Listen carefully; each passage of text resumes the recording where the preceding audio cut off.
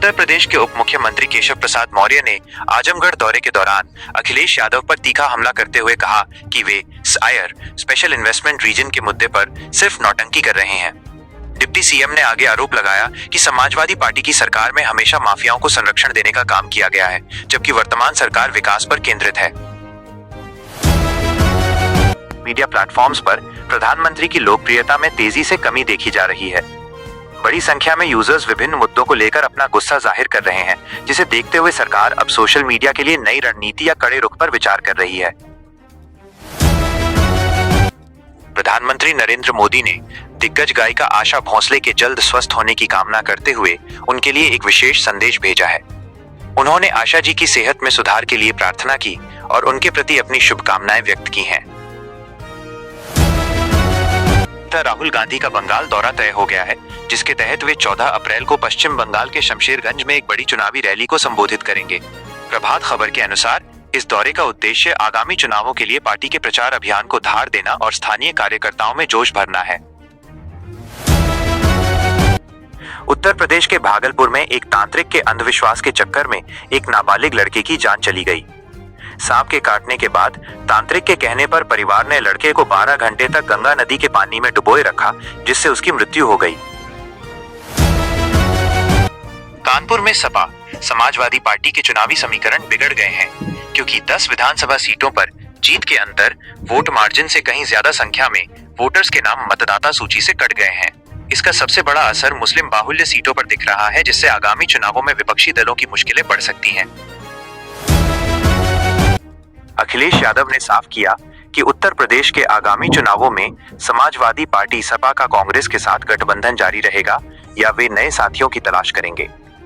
सपा प्रमुख ने चुनावी रणनीति को लेकर स्थिति स्पष्ट करते हुए विपक्षी एकता को मजबूत करने और सीटों के तालमेल पर अपनी बात रखी है। उत्तर प्रदेश के मंत्री दिनेश प्रताप सिंह ने एक इंटरव्यू के दौरान राहुल गांधी पर तीखा हमला करते हुए उन्हें एक्सीडेंटल नेता करार दिया है। उन्होंने विपक्षी नेताओं पर निशाना साधते हुए कहा कि राहुल गांधी केवल परिस्थितियों के कारण राजनीति में है, न कि अपनी काबिलियत के दम पर। समाचार। संसद सत्र के दौरान प्रधानमंत्री नरेंद्र मोदी और विपक्ष के नेता राहुल गांधी के बीच मुलाकात हुई। ये तस्वीर उस समय की है जब दोनों नेता सदन की कार्यवाही के दौरान एक दूसरे के सामने आए और संक्षिप्त बातचीत की। महत्व। राजनीतिक प्रतिद्वंद्विता के बीच सदन के भीतर दोनों बड़े नेताओं का इस तरह मिलना लोकतांत्रिक गरिमा का उदाहरण माना जा रहा है, जिसे सोशल मीडिया पर नया इंडिया जैसे कैप्शन के साथ चर्चा का विषय बनाया गया है। उत्तर प्रदेश में होने वाले आगामी पंचायत चुनावों के लिए परिसीमन डिलिमिटेशन की प्रक्रिया ने चुनावी समीकरणों को बदल दिया है। इस बदलाव के कारण राज्य की 576 ग्राम पंचायतों की मतदाता सूची में बड़ा अपडेट हुआ है, जिससे कई मौजूदा दावेदारों की सीटों और वोट बैंक पर सीधा असर पड़ने की संभावना है। सुभाषपा प्रमुख ओम प्रकाश राजभर ने समाजवादी पार्टी पर तीखा हमला बोलते हुए बड़ा दावा किया है। उन्होंने कहा कि उनके 5 विधायक सपा के सत्ता में आने के सपने को पूरी तरह खत्म कर देंगे। इसके साथ ही उन्होंने अब्बास अंसारी को लेकर भी अपनी राजनीतिक स्थिति स्पष्ट करने की कोशिश की है। मुख्य जानकारी। आगामी चुनावों के लिए कांग्रेस पार्टी ने अपनी पूरी ताकत झोंक दी है। पार्टी के शीर्ष नेता राहुल गांधी, प्रियंका गांधी और राष्ट्रीय अध्यक्ष मल्लिकार्जुन खड़गे एक साथ मिलकर जोरदार प्रचार अभियान की शुरुआत करेंगे, ताकि जनता के बीच पार्टी की पकड़ को और मजबूत किया जा सके। पश्चिम बंगाल चुनाव प्रचार के लिए आज का दिन सुपर संडे रहने वाला है, जहां प्रधानमंत्री नरेंद्र मोदी और मुख्यमंत्री ममता बनर्जी अलग अलग रैलियों के जरिए जनता को संबोधित करेंगे। दोनों दिग्गज अपनी अपनी पार्टियों के पक्ष में माहौल बनाने के लिए जोरदार जनसभाएं करेंगे, जिससे राज्य में चुनावी सरगर्मी काफी बढ़ गई है। पश्चिम बंगाल में नई मतदाता सूची को लेकर विवाद खड़ा हो गया है, जहां विभिन्न समुदायों और विपक्षी दलों ने सूची में भारी विसंगतियों का आरोप लगाया है।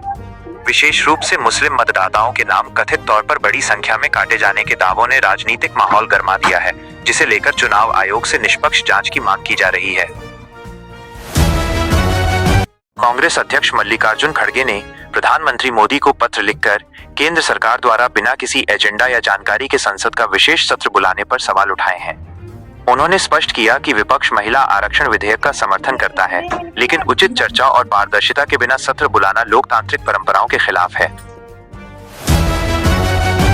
मध्य प्रदेश बीजेपी ने आगामी चुनावों और संगठनात्मक मजबूती के लिए अपना 15 सदस्यीय कोर ग्रुप तैयार कर लिया है।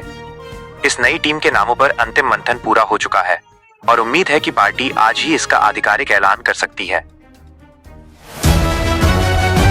वाराणसी के आर्मी रिक्रूटिंग ऑफिस में अग्निवीर सेना भर्ती के लिए अब तक कुल 1.07 लाख युवाओं ने रजिस्ट्रेशन कराया है। भर्ती प्रक्रिया के आंकड़ों के अनुसार इस बार सोनभद्र जिले से सबसे कम आवेदन प्राप्त हुए हैं। वृंदावन में हुए दर्दनाक नाव हादसे में 13 लोगों की जान जाने के बाद प्रशासन ने बड़ी कार्रवाई करते हुए नाव मालिक और ठेकेदार को जेल भेज दिया है। हालांकि रिपोर्ट में ये आरोप भी लगाया गया है कि मामले में शामिल जिम्मेदार अधिकारियों ने खुद को बचा लिया है और केवल निचले स्तर पर ही कार्रवाई की गई है। उत्तर प्रदेश में भीषण गर्मी का प्रकोप शुरू हो गया है, जहां आज तापमान 40 डिग्री सेल्सियस के पार जाने की संभावना है। मौसम विभाग के अनुसार तेज धूप के साथ धूल भरी हवाएं चलेंगी और अगले 2 हफ्तों तक बारिश के कोई आसार नहीं। मिर्जापुर में मॉर्निंग वॉक के दौरान एक वकील की गोली मारकर हत्या करने वाले आरोपी को पुलिस ने मुठभेड़ के बाद गिरफ्तार कर लिया है। एनकाउंटर के दौरान आरोपी के दोनों पैरों में गोली लगी, जिसके बाद पुलिसकर्मी उसे उठाकर अस्पताल ले गए। उत्तर प्रदेश में सयार स्पेशल इन्वेस्टमेंट रीजन की अधिसूचना के बाद राजनीतिक समीकरण गर्मा गए हैं, जिससे शाहजहांपुर जैसी वीआईपी सीटों पर मंत्री सुरेश खन्ना और बसपा की इकलौती सीट पर संकट मंडरा रहा है। इस नए बदलाव से करीब 114 सीटों का गणित उलझ गया है, जिसने आगामी चुनावों के लिए भाजपा और सपा दोनों के जातीय और क्षेत्रीय समीकरणों को बिगाड़ दिया है।